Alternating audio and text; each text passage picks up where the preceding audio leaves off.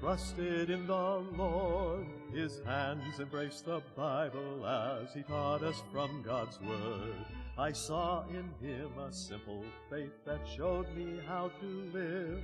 There was no greater gift of love my dad could ever give.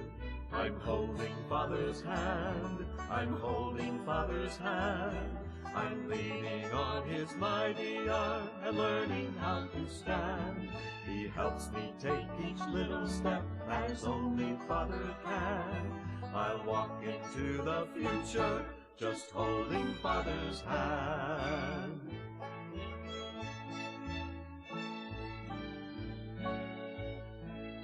My Father's hands reminded me of Jesus' tender care. I still can hear his gentle voice that called my name in prayer.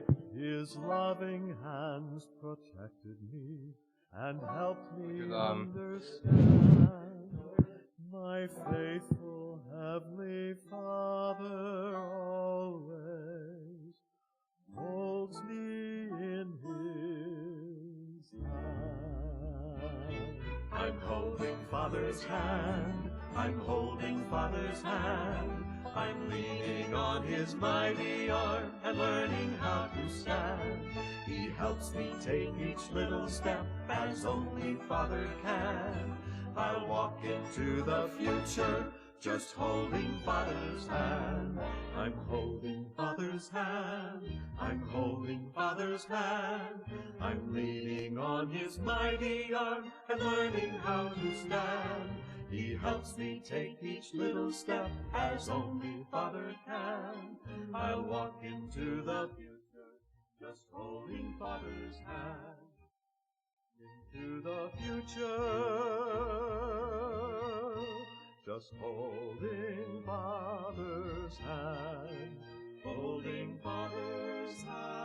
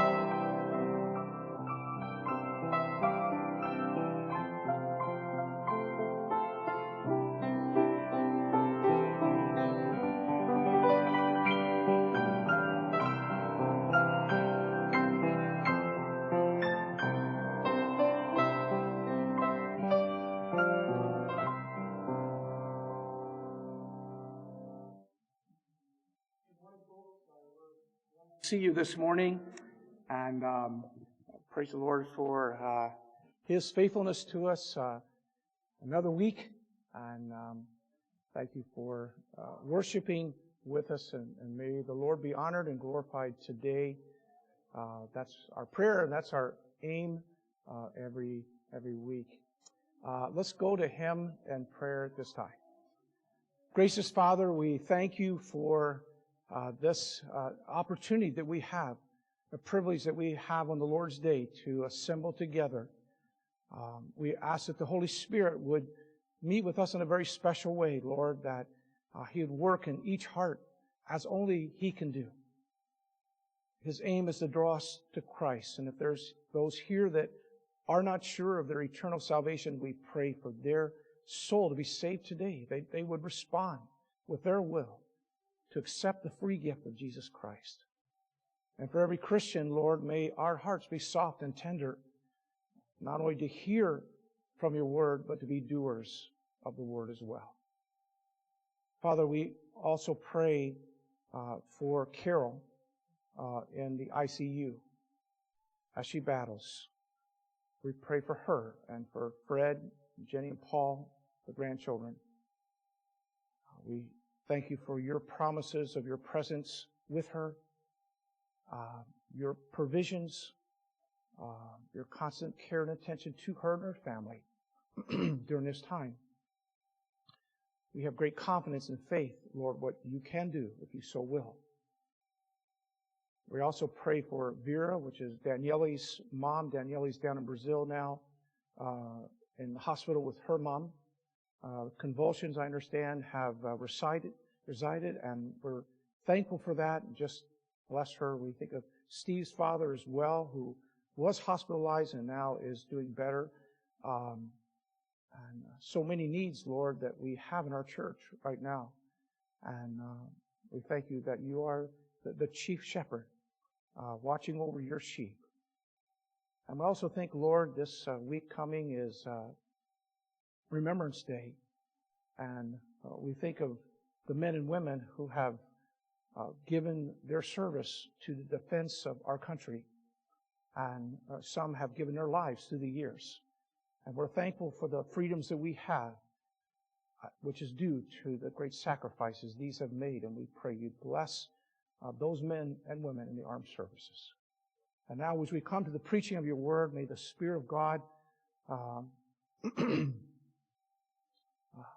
help our hearts, Lord, today to hear the things that you have laid on my heart from your word to preach. And we'll give you the praise for this in Jesus' name. Amen. My allergies are still working up. Sorry. Hosea chapter 11, if you turn there, please.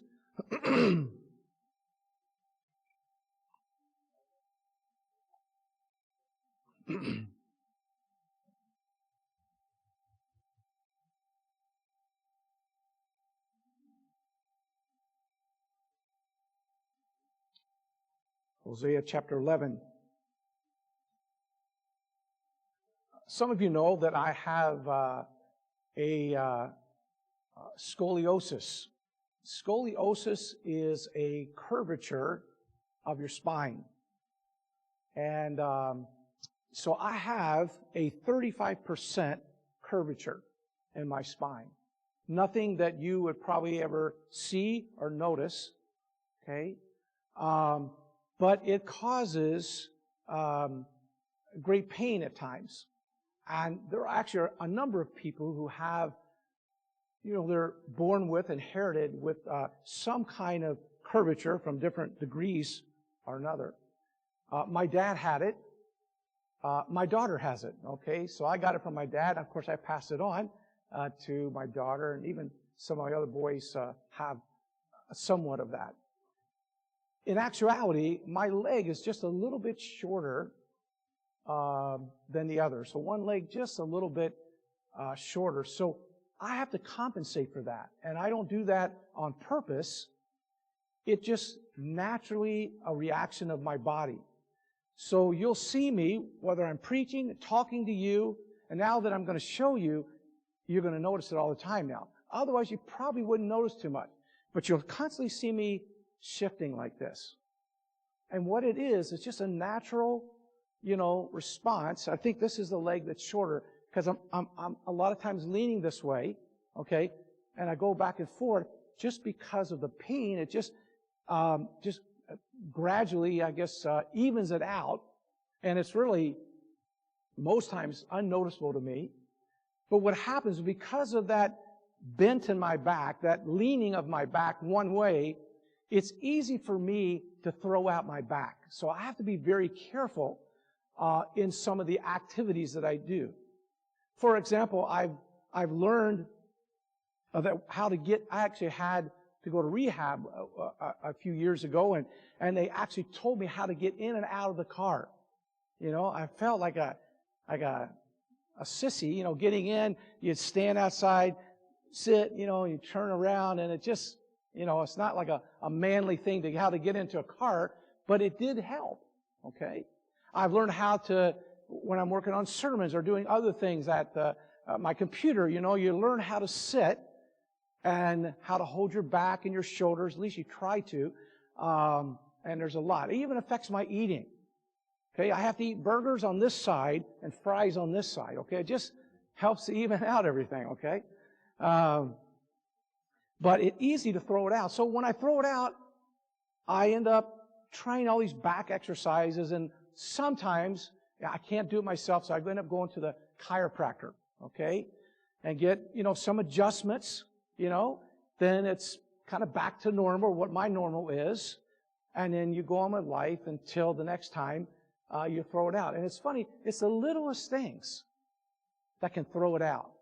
I mean, just hitting a little riser in a floor or something, just you'd think if I fell off here, that would do it. But I just hit a little something, it can mess it up.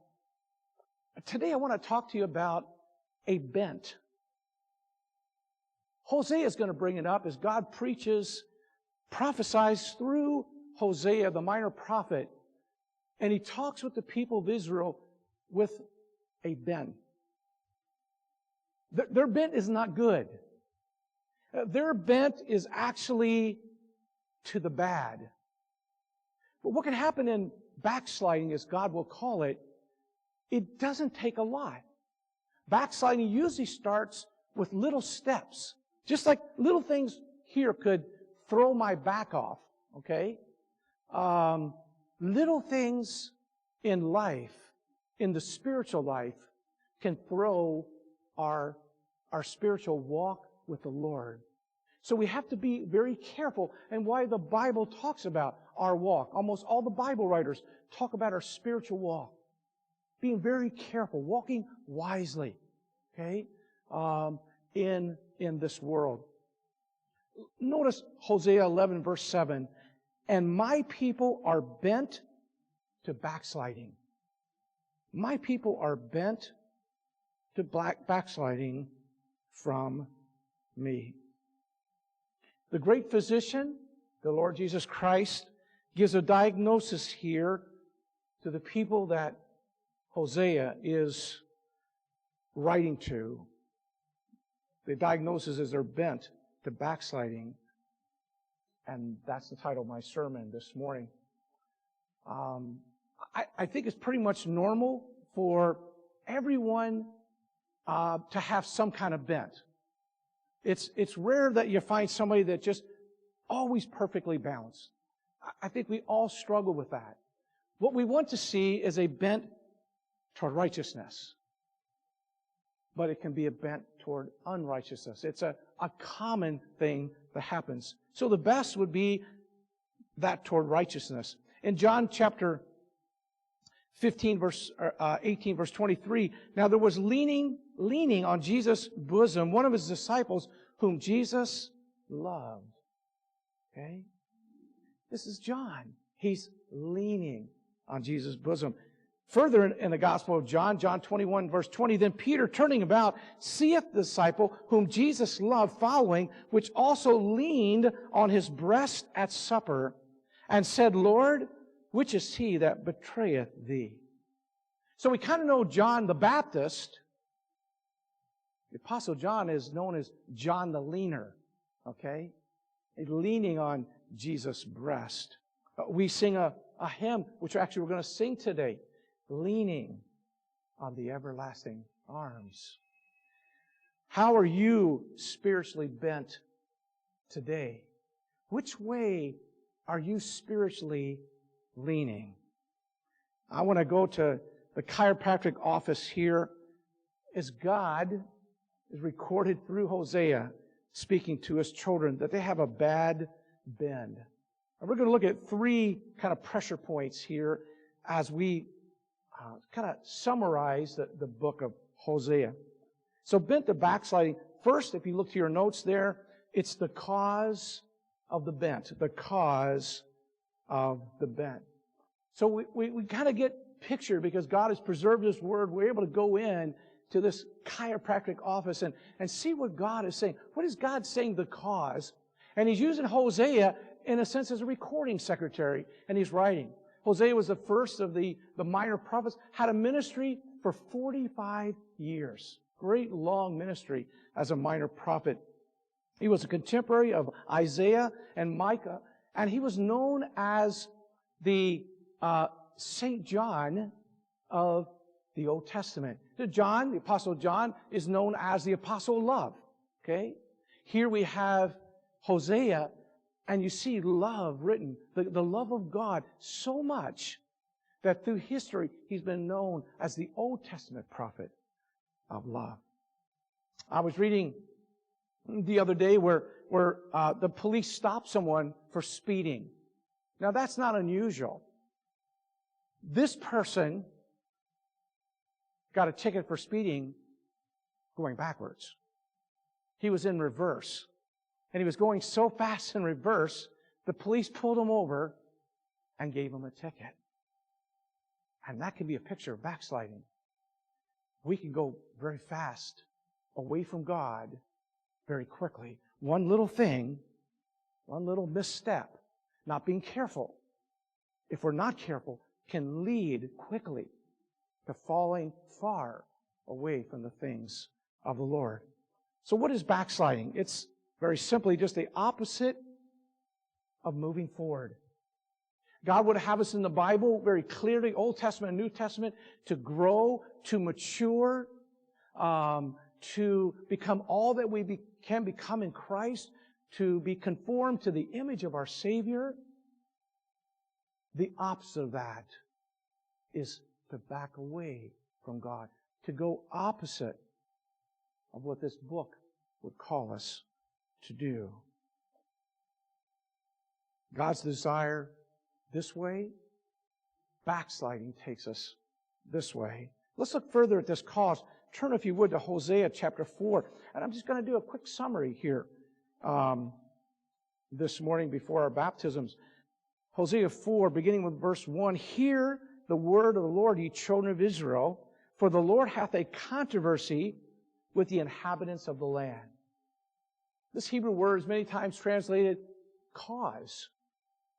God's got a cause against you. It's never good in life when God has a cause against us. Okay? But there's something going on, and the rest of the verse tells us that. There is no truth, nor mercy, nor knowledge of God in the land. Go down to verse 6.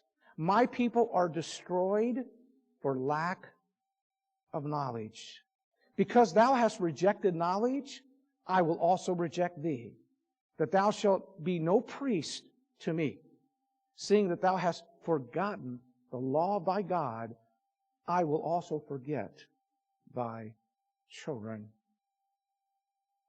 So they've gone backwards, away from God. The cause being they don't really know God. And what they knew of God, they forgot. And that's going to cause backsliding in each of our lives, okay, as Christians. As soon as we don't understand about God or know God, and especially don't read His Word, or we've forgotten what God has to say, it causes a lot of problems. Proverbs 3, verses 5 and 6 says, Trust in the Lord with all thine heart, and lean not into thine own understanding. In all thy ways acknowledge Him, and He shall direct thy paths. You see, when you and I lean away from God, we kind of do our own thing. I'm not trusting in the Lord. I'm not knowing God and knowing what God would have me to do. So when I don't know that, then I lean to my own understanding. So then I become the judge, or I set the standard for decisions I make. I'm going to date who I want to date. I'm going to marry who I want to marry. I'm going to take a job that I want. I'm going to start a career that I want. And so we have man taking over. And this is what God says. This is a cause. This is causing a problem. I've got a controversy with you. You're supposed to be going after me with all of your heart, soul, and mind, but what you're doing, you're sliding back away from me. You don't know, and what you know, you forgot. That's the cause. Here's the characteristics. What does a backsliding heart look like? Let's look at a couple of these characteristics. Look at Hosea 10, beginning with verse 1. Israel is an empty vine. Let's just stop there for a moment. Always the picture in the Old Testament is God likening Israel to being a fruitful vine, producing for Him. Jesus used parables a number of times like that. Many examples other Bible writers use that we're to be fruitful to God, that you bear much fruit. What's the characteristic of a backslider? They bear no fruit. They're inactive for God. Okay? And notice what it says, the rest of the verse. And bringeth forth fruit unto himself. So now the focus has turned away from God and turned to themselves. I'm going to be fruitful. My job, my business, my family, my. God says, we got a controversy here. You're exhibiting the characteristics of someone who slid back from God. Notice Hosea chapter 8. Verse 14. Here's our word forgotten again. For Israel hath forgotten his Maker. Oh yeah, God, yeah, that's right. It's Sunday. I'm supposed to go to church. I'm supposed to give, but I got this coming up, and I'm a backslider. I'm a backslider. I may not like to call it that. I might like to identify it as something else. But the great physician says to his children, you're bent to backsliding. You're leaning this way. And here are the characteristics of your life. Notice Hosea chapter 10. Going on to the rest of verse 1 there. According to the multitude of his fruit, he hath increased the altars. According to the goodness of his land, they have made goodly images. See, what are they doing? Instead of worshiping God, they're worshiping whatever they want. Their heart is divided. It's never a good thing when our heart's divided. Our whole heart is to be given to the Lord. That's what He wants. God is never happy with 3/4 of a heart. Or I'm going to give you most of my life, Lord. I'm going to live for you. What's Jesus said? You cannot serve God and mammon. And we're going to see in just a minute, they also went after riches. Okay? You can't do that. God wants all of us. That's why the Lord says, with those that were lukewarm, I spew you out of my mouth. A lukewarm, kind of a casual Christian makes God nauseous. Because God thinks, man, I've done everything for you. I've given you physical life. I've offered to you spiritual life. I've done everything that I could possibly do. You're not worshiping me. You're not honoring me. Notice as well, Hosea 3. See, they have other lovers. Hosea 3, verse 1. Then said the Lord unto me, go yet, love a woman, beloved of her friend, yet an adulteress, according to the love of the Lord toward the children of Israel, who look to other gods and love fragrance of wine. Okay? They're unsatisfied with God, and so they look to others. Notice Hosea chapter 7, verses 8 and 9. Ephraim, he hath mixed himself among the people. So what did God call His people to do? Is to be separate, to be unique and holy, a peculiar people to God. But Israel was bent to backsliding because one of their characteristics is they're mixed. You know, I got some Christians and some lost. I'm giving some of my life for the Lord and some of that. And God said, you're a backslider. Notice the rest.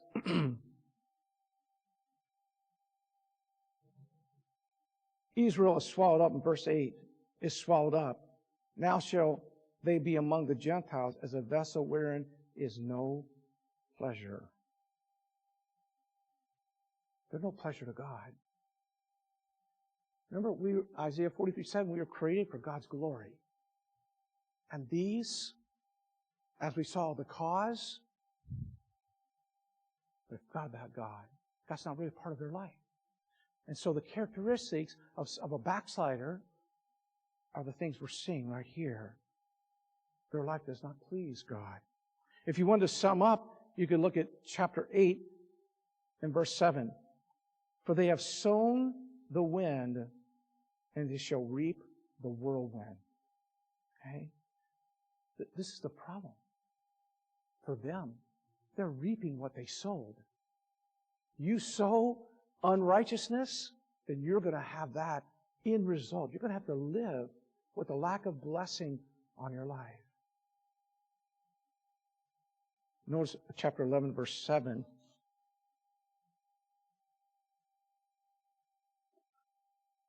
And my people are bent to backsliding from me. Though they called them to the Most High, none at all would exalt Him. Okay?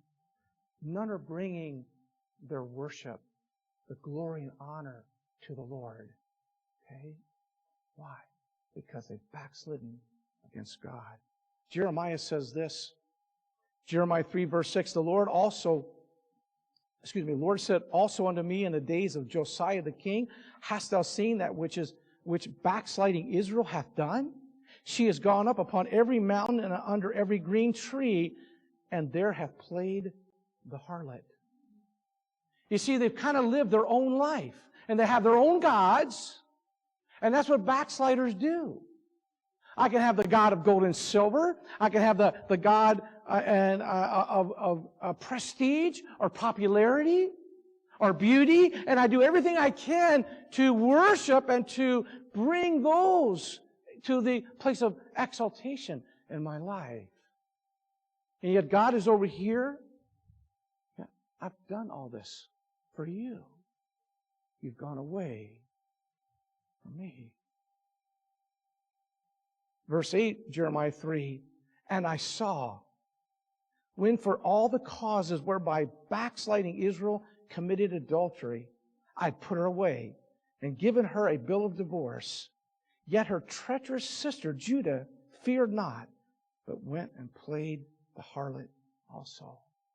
So even when somebody sees, a backslider sees the judgment of God on somebody else, when Judah saw the backsliding nature of the 10 tribes of Israel, it should have done something, woken them up, but it didn't.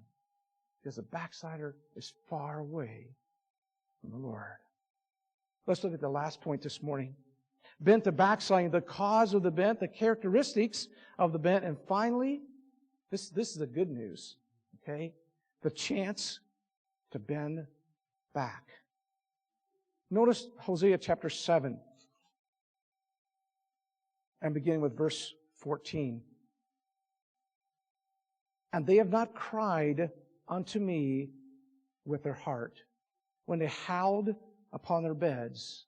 They assemble themselves for corn and wine, and they rebel against me. Though I have bound and strengthened their arms, yet do they imagine mischief against me. They return, this is the bending back, but not to the Most High. They are like a deceitful bow. Their princes shall fall by the sword for the rage of their tongue. This shall be their derision in the land of Egypt. See, there's a genuine return to God. So it's not just somebody saying, okay, God, yeah, you got my attention. Okay, I'm going to change. I see what you did to so-and-so. I see what not living for God really brings. Okay, God, I'm sorry. And then it's not genuine in their heart. It's like Paul wrote in 2 Corinthians, I think it's 7, a godly sorrow versus a worldly sorrow. Worldly sorrow, I'm sorry I got caught. Godly sorrow is from the heart. But the amazing thing about God, He still reaches out. As much as we've seen already these characteristics, okay? God is there. Notice Hosea 14.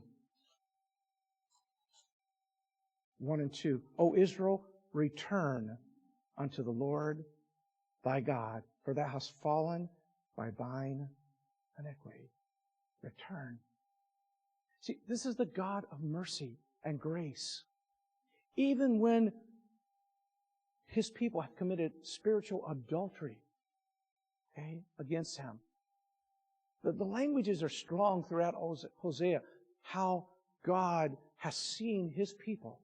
You know, those that knew better, that He had blessed, and they're turning back and going after the gods of the heathens and living like the heathens because they forgot what God had done for them. Notice verse 2. Take with you words and turn to the Lord. Say unto Him, take away all iniquity and receive us graciously. So will we render the calves of our lips. Okay? That's the grace. God offering. Remember a message, I think it was last week, you know, God stretched out His hand that no man would take it, from Proverbs 1. Okay? God is a God of mercy. I don't know if you and I, okay? I've used this in marital counseling.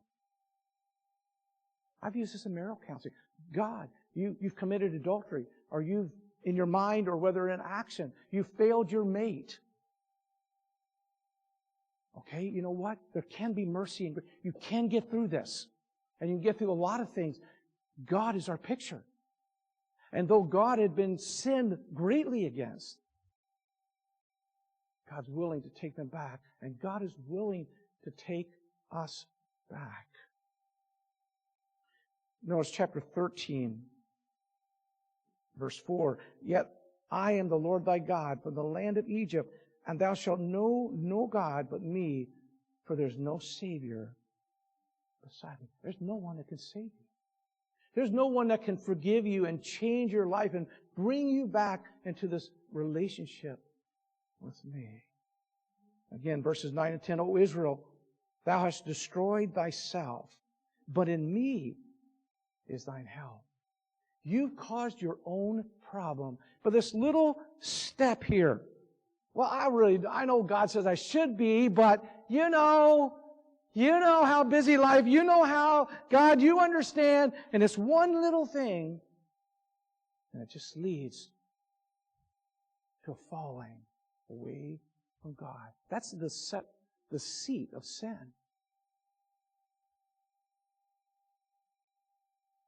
He's the God of the second chance because He loves His people. And Hosea probably hurt these prophets. I mean, you think of Ezekiel and Jeremiah, the things they had to say to backslid in Israel, and Hosea now. But Hosea, focus on the love of God. And when God says, return, come back. So we need to look at our own lives. Okay? There's nobody perfect here. But let's get that clear. Where have I fallen away, possibly from the Lord? What's not right? What has tripped me up? Okay? Is it my church attendance? Is it my giving?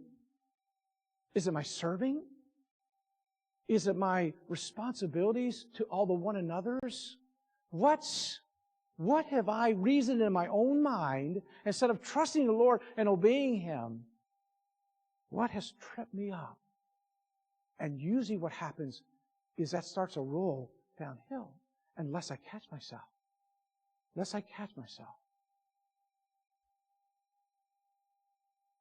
Jeremiah 3 verse 12. Go and proclaim these words toward the north and say, return thou backsliding Israel, saith the Lord, and I will not cause mine anger to fall upon you. Wow. You know, they could have had years. They were doing this for years.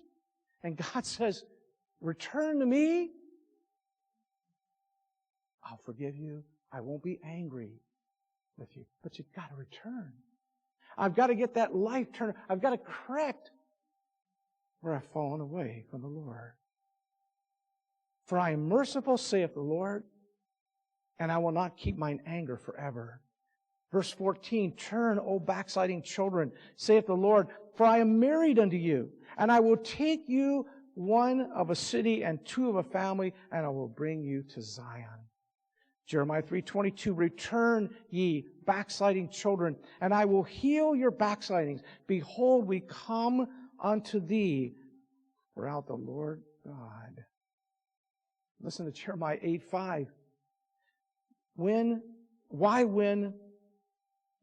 Why then is this people of Jerusalem slidden back by a perpetual backsliding?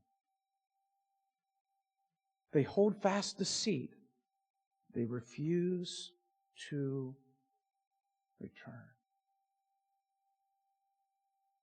I don't know your life. You don't know mine. I don't believe there's anybody here that's doing everything exactly the way we should. We need to do a self-diagnosis as the Holy Spirit will speak to us. Where am I falling? Not making excuses. God, if I'm not going and doing everything you want me to do, okay, then I'm tripping. Something's tripping me. I've forgotten your word. I've forgotten different things about how my life should be, what I should be doing. And God, I'm sorry, and I return to you. I know you're the God of the second chance. And anybody in the Bible that's come back truly repentant, God, you've taken back. And anybody in life that I've known who has fallen away, but yet coming back, God, you've forgiven them. I encourage you to make those changes today. One of the great passages I use is sowing and reaping when I do marital counseling. Just like I use God crying out to Hosea, hey, God's a picture. God's a picture of marriage. He says, you committed adultery against me. But yet He's willing to take them back. But sowing and reaping, Galatians 6, 7 and 9, whatsoever man soweth, that shall he also reap. And we saw it here in Hosea. So if I've reaped bad things in my marriage, or bad things in my parenting, or bad things in my Christian life, if I start sowing good, good is going to come up. And God will forgive me. And I've seen a number of marriages turn things around. I've seen Christians turn things around who were definitely bent to backslide. I've seen it in my own life. Where you're sowing, you shouldn't be doing that. You shouldn't be doing that. You shouldn't be thinking that. And as soon as you correct that and start sowing, that law, just like the law of gravity, you get the law of sowing and reaping. And God says you'll reap. That's good.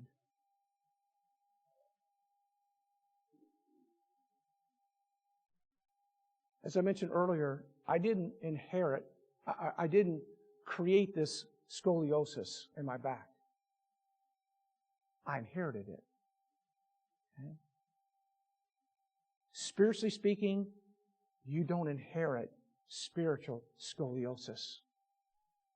If there is a bent to backsliding like God diagnosed with Hosea, through Hosea to the people, it's been my choice. God is not going to tempt us to sin. He's not going to purposely stick out His foot and try to trip us. We've tripped ourselves. The enemies have laid things down, and we've fallen for them. It'll be our choices. My scoliosis has been very painful. Just, you can ask my wife, okay? Honey, you gotta rub me right here. Just my back is just really hurting, Help me stretch this out. Pain for days sometimes. I remember the last time I went into the chiropractor. I see other people walking into the chiropractor before me. They're all bent like this and walking. It's like, you got the same problem I got, It's painful at times. And some of you know that.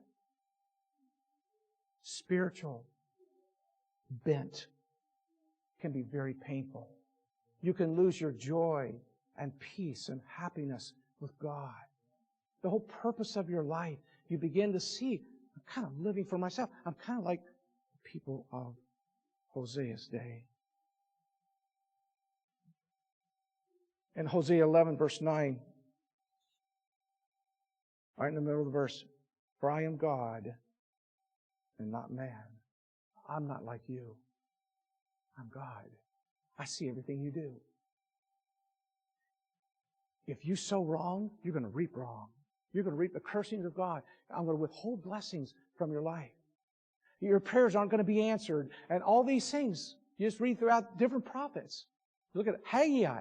You don't put the Lord first, and you earn money, you're working really hard, but you've got a bag with holes in it. Because I'm not putting God first in my life. The same as Hosea is saying here.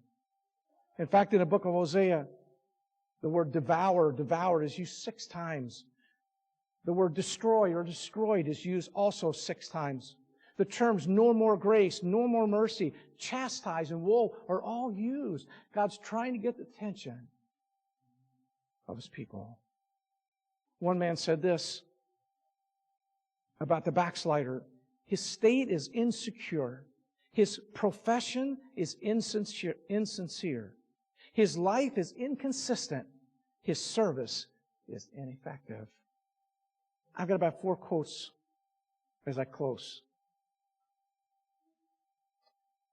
First one is from John Charles Ryle. It's a miserable thing to be a backslider. Of all unhappy things that can befall a man, I suppose backsliding is the worst. A stranded ship, a broken winged eagle, a garden overrun with weeds, a harp without strings, a church in ruins. All these are sad sights, but a backslider is a sadder sight still. That true grace shall never be extinguished, and true union with Christ never be broken off. I feel no doubt. But I do believe that a man may fall away so far that he shall lose sight of his own grace and despair of his own salvation. And if this is not hell, it is certainly the next thing to it. A wounded conscience, a mind sick of itself, a memory full of self-reproach, a heart pierced through with the Lord's arrows, a spirit broken with the load of inward accusation. All this is a taste of hell. It is hell on earth. Charles Nair in 1941 said this, speaking of saints that were drifting. They have become used to being unspiritual.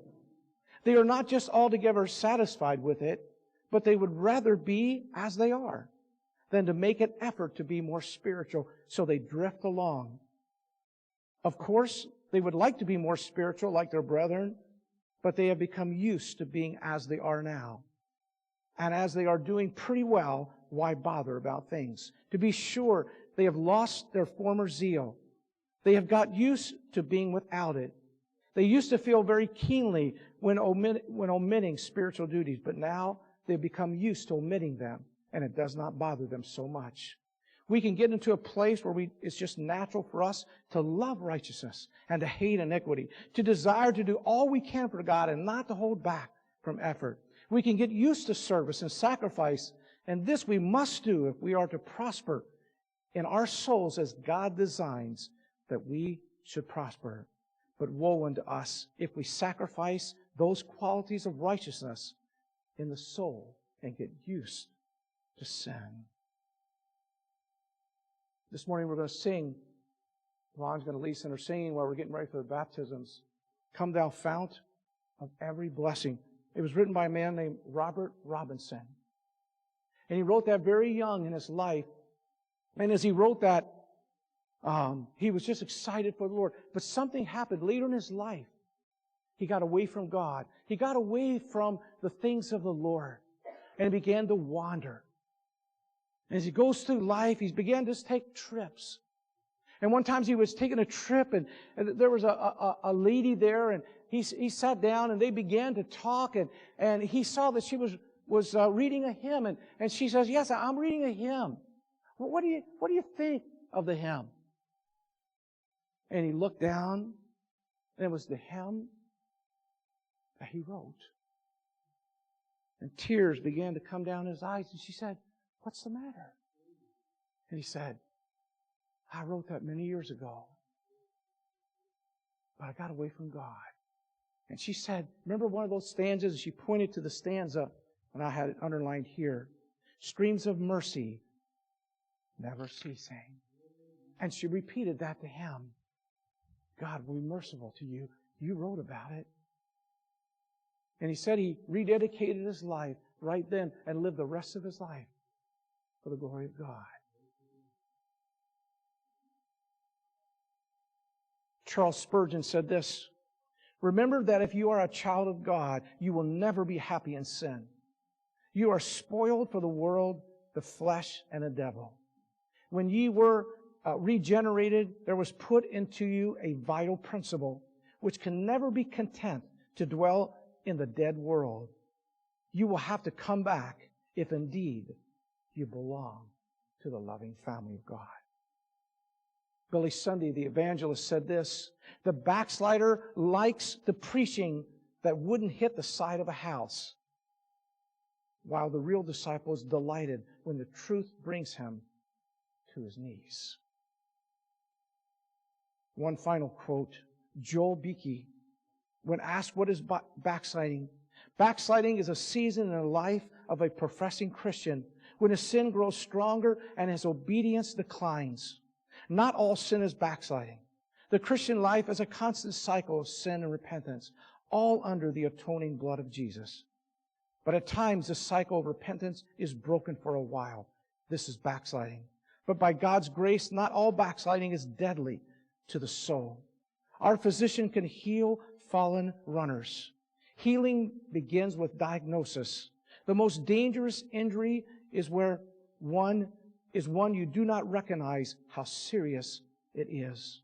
Many Christians are like people who know something is wrong with their bodies but refuse to go to the doctor until a friend forces them, or until it gets so bad that they have no other choice. Sadly, avoiding diagnosis can be deadly.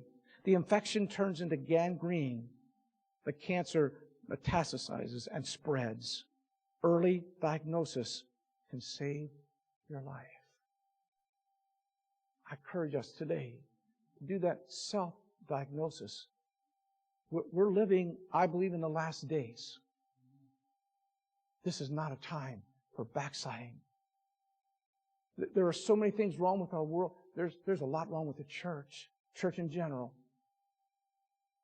We can't stop what others are doing, but we can surely work on ourselves and be sure that God will not be upset with me because I'm taking something too lightly. I forgot what the Bible says about this or that. If you're here and you're not a Christian, you really can't backslide. I look at backsliding more for those who know God and have got away.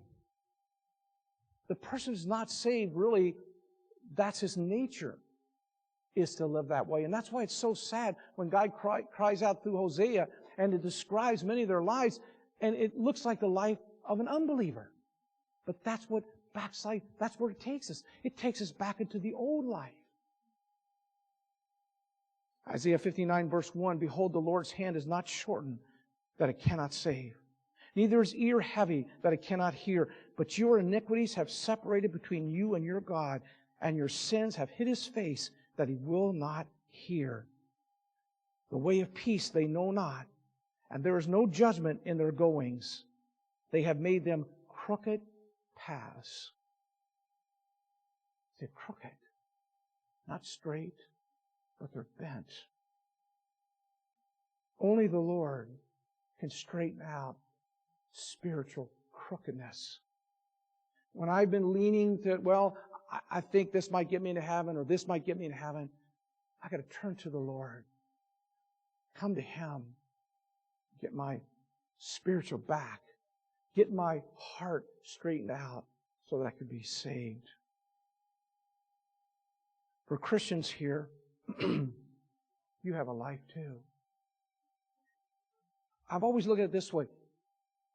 When you get saved, you have two lives. You have the life of the old nature. I was talking to a pastor this week. Talked about a little bit about his time before he was saved.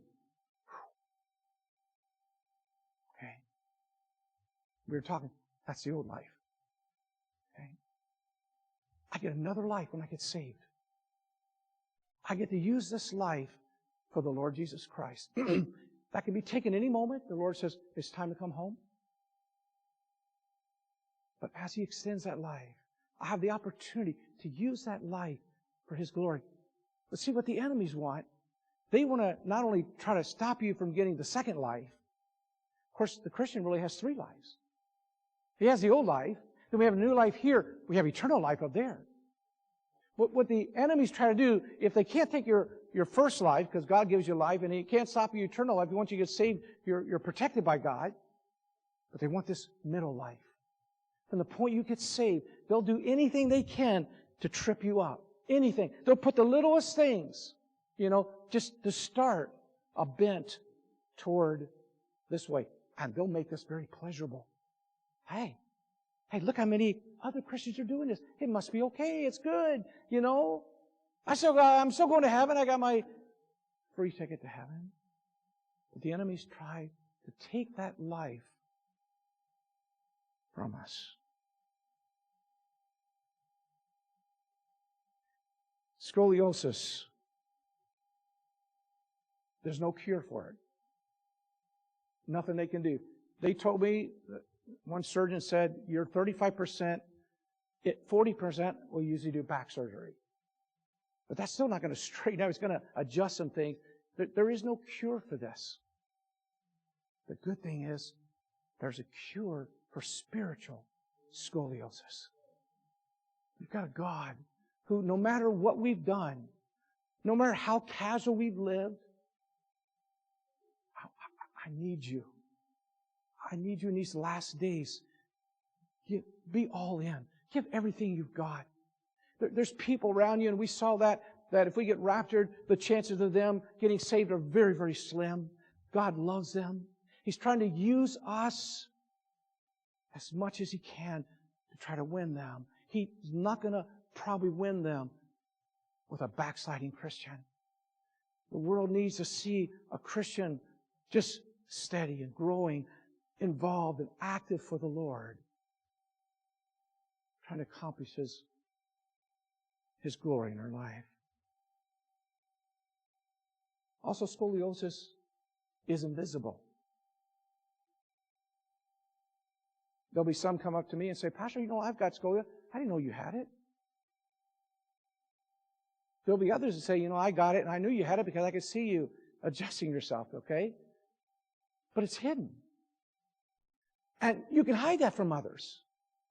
But spiritual backsliding, spiritual scoliosis, a bent backwards, you cannot hide.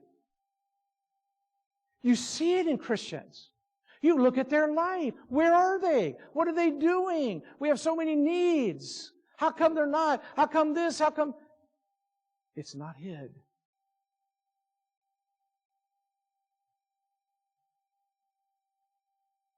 Paul said in Philippians 2, verse 12, Wherefore, my beloved, as ye have always obeyed, not as in my presence only, but now much more in my absence, work out your own salvation with fear and trembling. For it is God which worketh in you, both to will and to do of His good pleasure, that you may be blameless. This is the purpose, that you may be blameless and harmless as sons of God, without rebuke, in the midst of a crooked and perverse nation, among whom you shine as lights in the world. The world is crooked. And Paul says, listen, God needs you. Work on that salvation. Work it out. You're saved. Work what's in there out. Become all that God wants. It is a crooked world. We expect them to be crooked. God needs us to be a bright, shining light, living our lives to the glory of Him who has saved us. Let's pray this morning.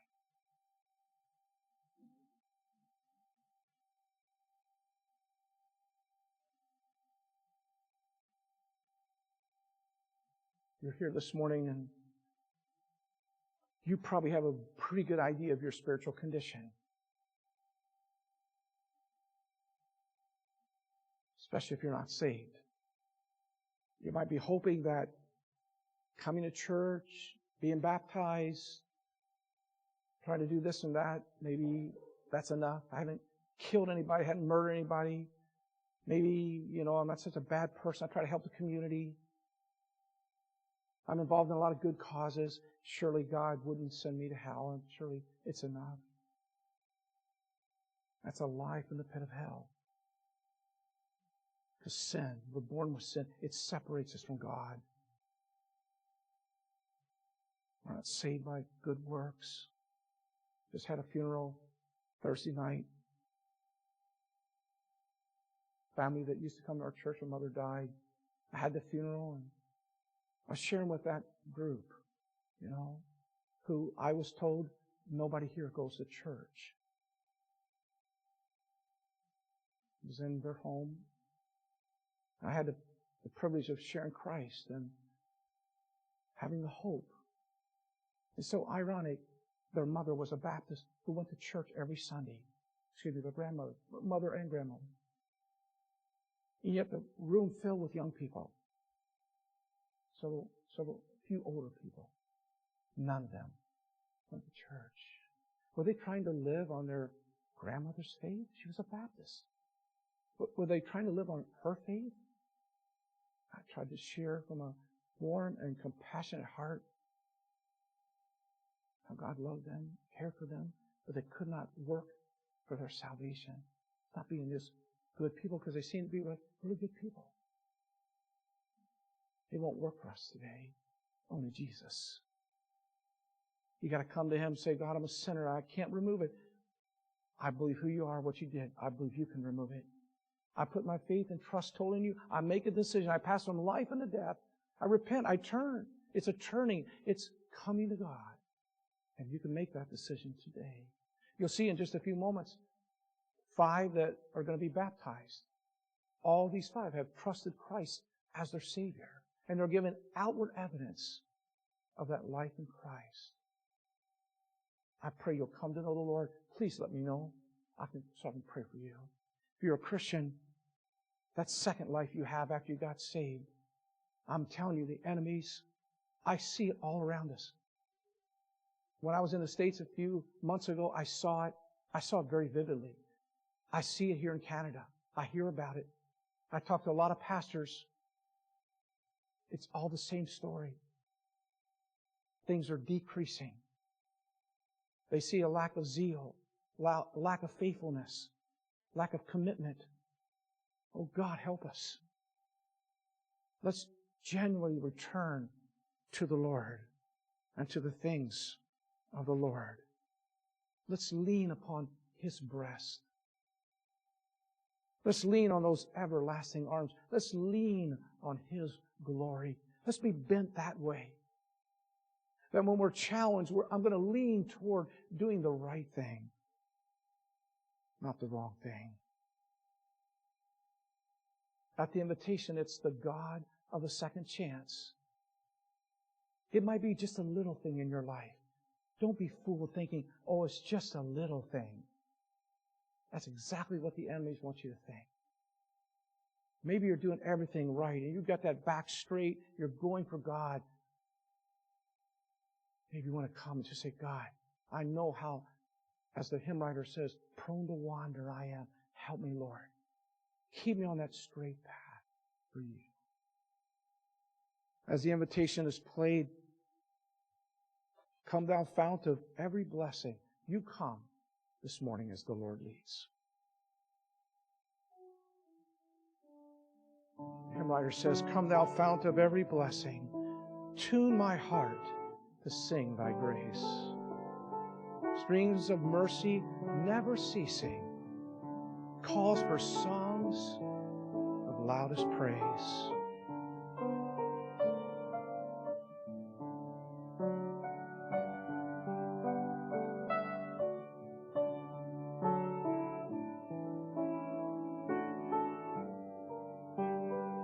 Folks are coming forward. You come as the Lord leads.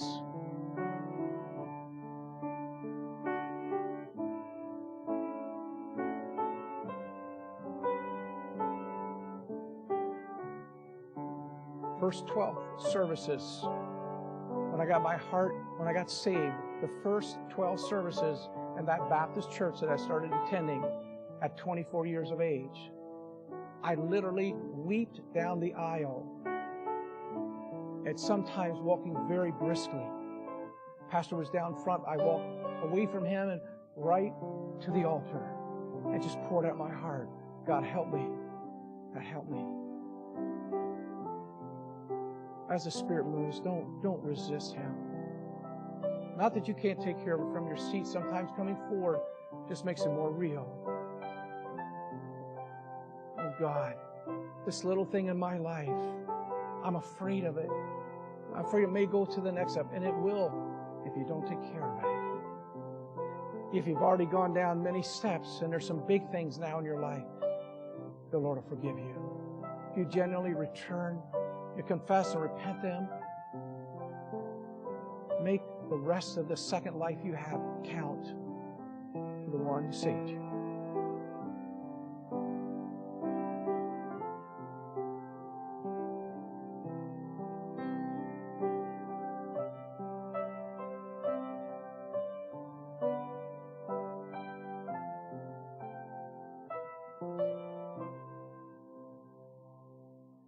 Father, thank you for the time this morning. It's always a hard subject, Lord, to preach. Backsliding. Much easier to preach about the rapture, the second coming of Christ. Such a necessary subject, Lord, because every Christian is going to come to that crossroad and can be easily tripped up and deceived. That's why we see it so much used in the Bible, Lord. You saw your own people. You had so much. You wanted them to be a fruitful vine. There's much that they could have done to glorify your name. They made poor choices. They sowed poor, unrighteous seed. And it yielded a crop of nothing. Help us, Lord. Help us to live fruitful lives, especially in the day that we live in, especially as we look around our world. We bless the things that you preserve for us through your words, through Hosea the prophet. And we'll thank you for it in Christ's name. Amen.